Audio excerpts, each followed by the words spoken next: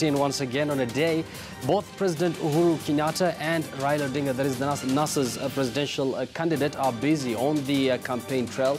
Raila Odinga is in Nairobi, a county that has again more than 2 million plus voters, and then Uhuru Kenyatta is in Isiolo. He did visit Garissa earlier, and yesterday he was in Mandera and Wajir counties. Let's listen in to what he had to say yesterday. Chagua wale ambao mnataka, sisi tutafanya kazi na wale watachaguliwa na wananchi wa Wajir.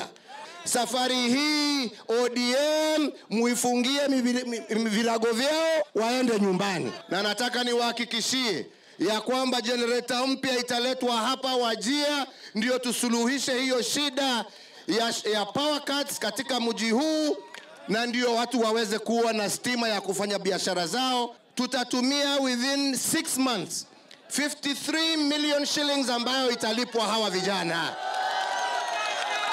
Na wakati hawa vijana wanafanya hiyo kazi, wale wakina mama ambao watakuwa wanapikia hawa watalipwa milioni 5 kwa hiyo kazi ya kupikia vijana wale ambao wanafanya hiyo kazi. Well, definitely it's a season of goodies. It's a season of campaign where politicians, both the two main protagonists, that is NASA and Jubilee, busy dishing out promises there. And Abdullah, let me just come back to you now once again. The president was in Mandera yesterday, a county that is largely known to be pro-Jubilee. Maybe things have changed, I don't know. But there's these, these new political parties that are coming up in northern Kenya.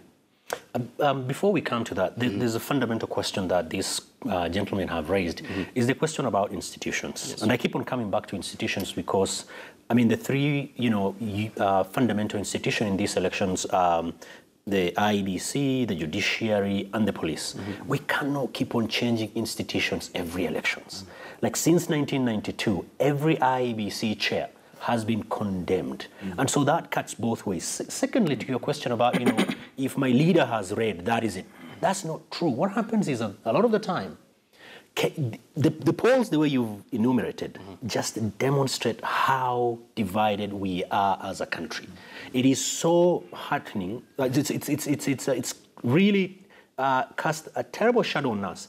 That election becomes a matter of death and life. We've got a country after this election. 6 months to the election, everything closes. 2-3 months after the election is when everything comes in. I think as a country, we owe it to ourselves to begin thinking that election is just one way of us exercising our rights. Finally, about peace. I don't think there is anybody out there who is against peace.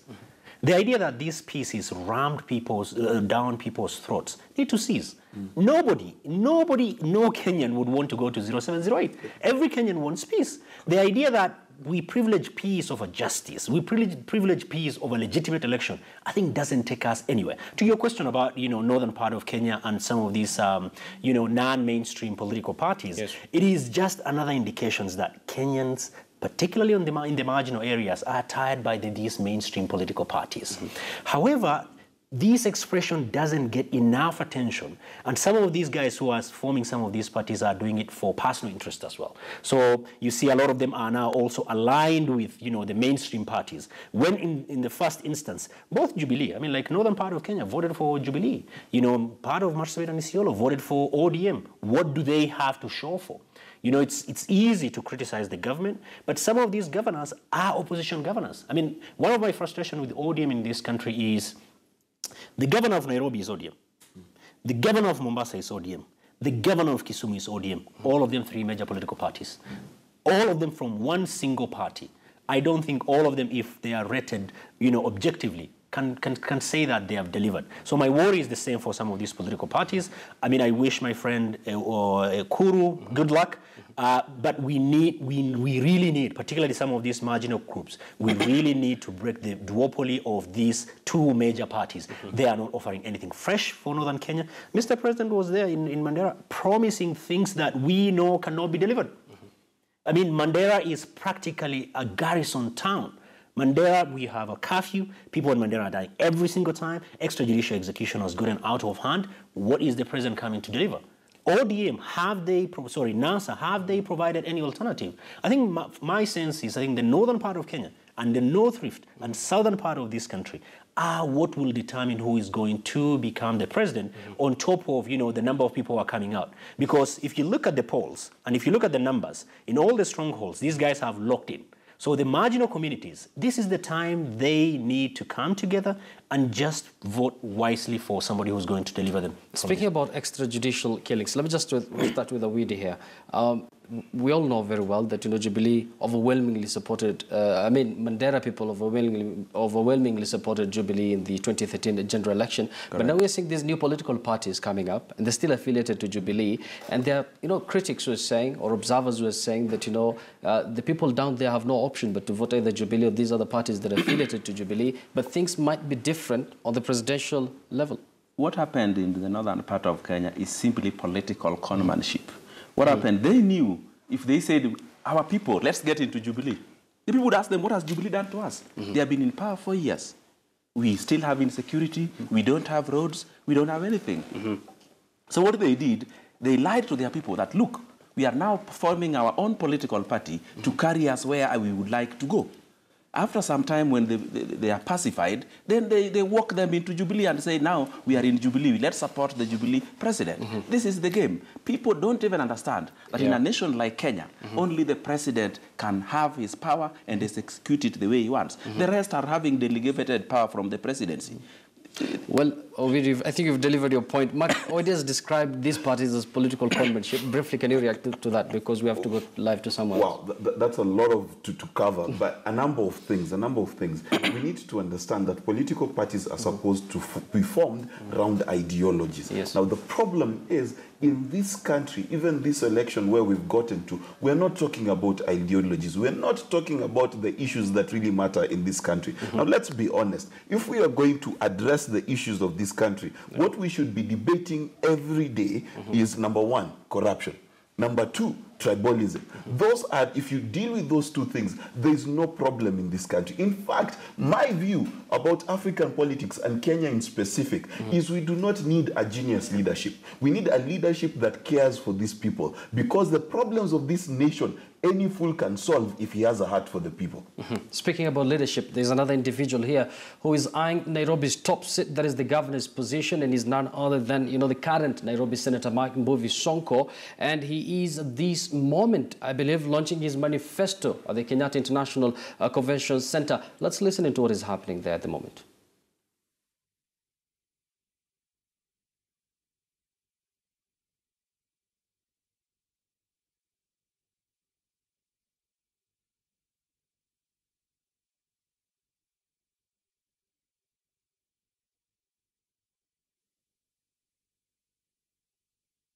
Well, I believe our reporter Mark Namaso is still preparing, but he is ready now. Mark, good afternoon. And what is happening at this moment there?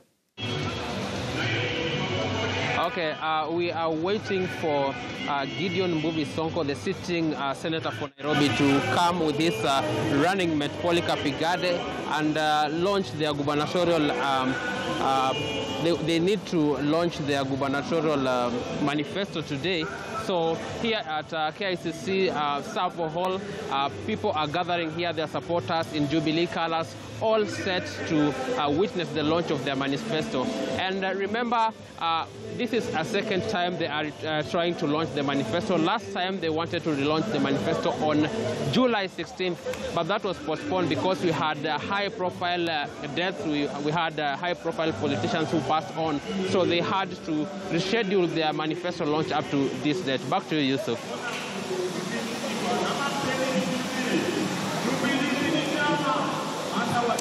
Many thanks, Mark, for that. Of course, we're also keeping a keen eye on that development where Nairobi Senator Mike Mbuvi Sonko is also eyeing Nairobi's top seat, that is the governor's position, is launching his manifesto. The latest opinion poll, of course, has placed him neck and neck with the current governor, Dr. Evans Kidero.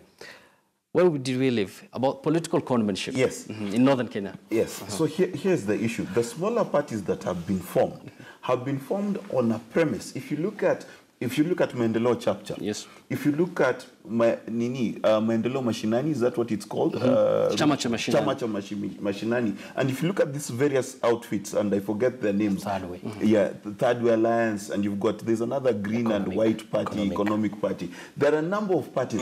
All of their objectives in the beginning was to deal with, number one, corruption and the issue of tribalism, because the reality of this country is those are the two issues that we need to deal with. Now, what is political conmanship? Political conmanship in this country is the diversionary tactics by which we employ to stop the Kenyan public from looking into our characters as leaders and therefore be able to make correct decisions. The amount of nonsense we spew every time we are near elections is astounding. If you look at the same polls in 2 years ago, what were we saying? We are unhappy about this, and that. Now we have a country where half of them are happy 75%, the others are sad 75%.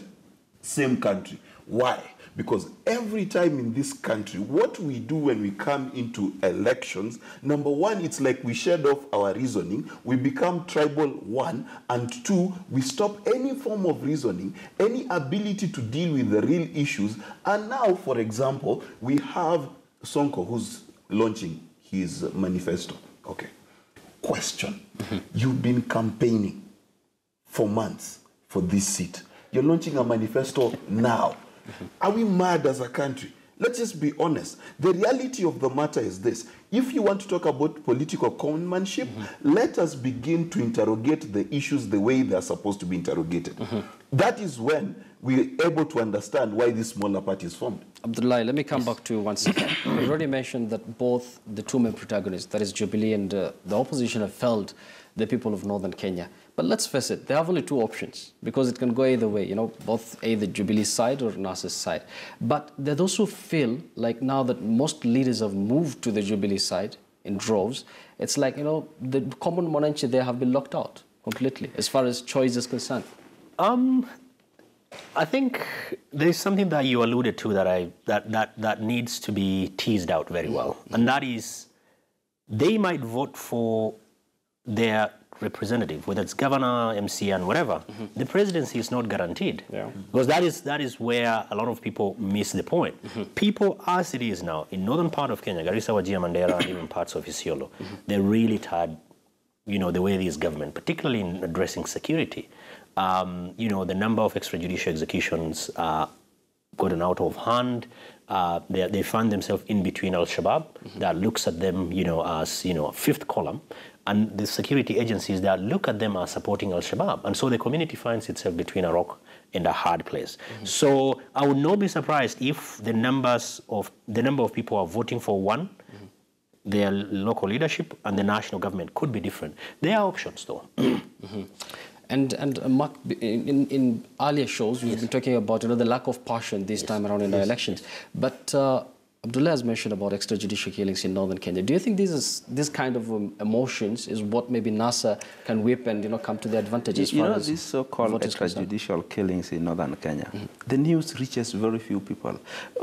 Politicians normally exploit the fact that majority of the electorate are functionally literate. They don't understand much, they don't know much. So they wait for their leaders to come and tell them which route to follow, who to support, where to vote. This is so you agree with me? This is exactly what is even happening in Nairobi today. And I was shocked when even the president went and actually backed Sonko. Because the drafters of the Constitution, in their own wisdom, thought that somebody who is capable of running a county, making decisions on behalf of almost 1 million plus citizens, getting into contracts, getting into agreements on behalf of such people should be somebody of very high understanding, well above average, somebody of integrity, well above average, somebody of a good understanding of the current affairs of a nation. Sonko has no idea even the role of a governor, let alone the Senate, where he presided over for 4.5 years. So I think They are just exploiting the fact that majority of the voter do not know the role of a governor. They think somebody who has provided a tanker of water during a crisis is better than somebody who has drilled boreholes and installed tanks, or somebody who is planning to have water supplied enough to the city for posterity. Speaking about endorsements, I think it happens on both. Let me just chip in. The difficulty in Nairobi is this. Number one is Kidero is not any better. Let's be frank. If you ask the average Kenyan what Kidero has done for them, it is very, very little. Given that he is the governor of the county that produces 60% of the GDP. Okay? Now, let me finish. The problem with this country is this, that when we want to take a view against Sonko, we cannot take the same view and the same standard against Kidero. And this is part of the problem in this nation. I think both the Bible and Quran says God hates unfair scales. We cannot judge one person this way and the other one the other way. Listen, if we miss the mark, they all miss the mark. And that is the tragedy of Nairobi today. Now, pushing into endorsements and things like that, I think the president and the former prime minister Raila Odinga are really in a tough bind, because there are certain governors. I think the Homa Bay governor is one example, who people really don't like, but they are on the party ticket. You've got when the president went to Kirinyaga, he couldn't choose between Waiguru and Martha, because the reality of the matter, they have certain bad seeds within their own political parties. Now, here's the problem. Any political party has its own dispute resolution, has its own ethics standard, has all those things which I'm sure all of us, if you ever joined a political party, you had to sign to. Here's the problem of having a valueless society. When you have a valueless society, it becomes about individuals. And when it becomes about individuals, it's about whether I like you or not. So I become blind to your faults. Thank you. Abdullah. I want to start from where my colleague here said that, people are functionally illiterate. We should be very careful. The problem in this country is it's not the problem of the voter, it's the problem of the elite. The elite have failed to provide a different alternative. And it's that lack of alternative that the politicians who are very clever have exploited. Populist, politicians, including Sonko, is nothing new. Look at the United States, where, an average Americans felt that, the East Coast West elite are not representing their reality. You're talking very fanciful words in nice places, and you're not representing me. Look at in France, look at Britain, where the parts that voted, that voted in huge numbers for Brexit are areas that were getting more money from the EU. Even in this city, the rise of Sonko is an indictment of the elite in this country and in this town for us to fail to provide leadership. Sonko is just another example. As elite, we sit around and we say, this is what we want. We hardly roll our hands and get dirty and do it. I'll give an example. Kidero, apart from the ODM wave, the reason as to why he came on to be elected was because people said, we are tired now, these thugs who are running the city hall, wacha tuchukue mtu wa suti. And Kidero hasn't been any better. And people are saying, and a lot of the time we've got to be very careful, because when we say that people are not making decisions based on anything, what if, as somebody who lives in an informal settlement in Nairobi, I have made an objective, decision that my reality will be served by Sonko, whether that is correct or not. I have made that as my argument. And let's be very clear. You can have a PhD, and I can be Mama Mboga, sote tunakura moja. That is what we fail as elite. We just think by studying these political theories, we are good, our thinking are better. And Sonko's is just the start. As long as elite, we sit out, we go to Java and hang out and do nothing and fight on Facebook and Twitter, which I'm not saying is a bad thing, but we are not engaged in a very meaningful way. We are not providing an alternative imagination for this country. We'll be ruled by these guys, and the consequences. Of course, it's a democracy. You know, democracy gives us all kind of leaders, and we have only 15 days before Kenyans. Before that, already, just a moment. We have only 15 days to the general elections. Election observers are here with us in the country. You know, international election observers. The meetings going on left, right, and centre to make sure that we have a free, credible, verifiable election. And there was a meeting that was there between, you know, the Interior Cabinet Secretary and some of the IEBC officials. And it's a meeting that has raised temperatures, especially among members of the opposition. Let's listen in to what NASA's presidential candidate Raila Odinga had to say. Hapo kuna mwingine anaitwa Bwana Matiang'i. Bwana Matiang'i. Ati yeye sasa amewekwa pale, amechukua nafasi ya Kaseni. Kila mara yeye anaitisha mkutano kwa ofisi yake. Anaita IBC Bwana Chebukati na Chiloba kama watoto wake. Atakuwa tumeenda kupeana amri, ati hii tutafanya namna hii, ni kama serikali. Kama serikali. Yeye mwenyewe ndiye ni chief campaign ya Jubilee kule Nyamira na Kisii. Sasa Bwana Matiang'i, you must make a choice. You are a political player. You cannot be a neutral arbiter. Wamedhihirisha wazi hawako tayari kwa uchaguzi. Sasa wanaanza ugomvi na Matiang'i, hata wanaenda kugombanisha Matiang'i. Sawa hapo. Sisi tunawaambia ndugu yetu Bwana Kitendawili, wachana na Matiang'i. Matiang'i kazi yake ni kuhakikisha ya kwamba kuna ulinzi wa kutosha siku ya uchaguzi kwa Wakenya wote. Uza sera zako, mimi niuze zangu, wananchi watatuamua, sawa? Awachane na watu yangu wadogo wanafanya kazi yao jameni. Sawa sawa? Hana haja ya kila saa ati Matiang'i sijui amefanya nini Matiang'i.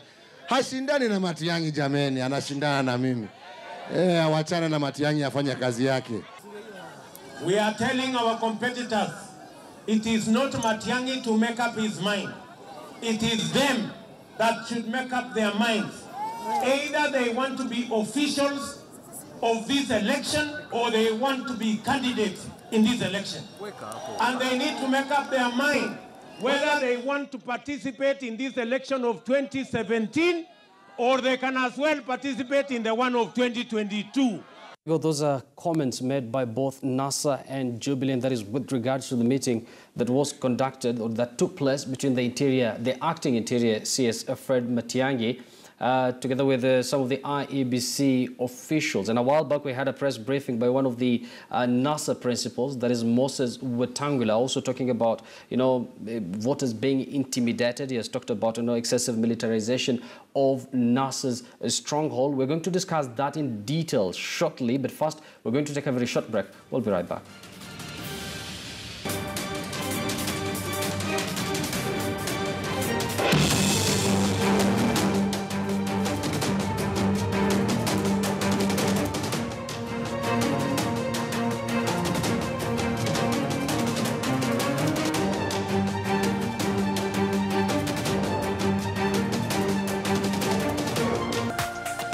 This is KTN News.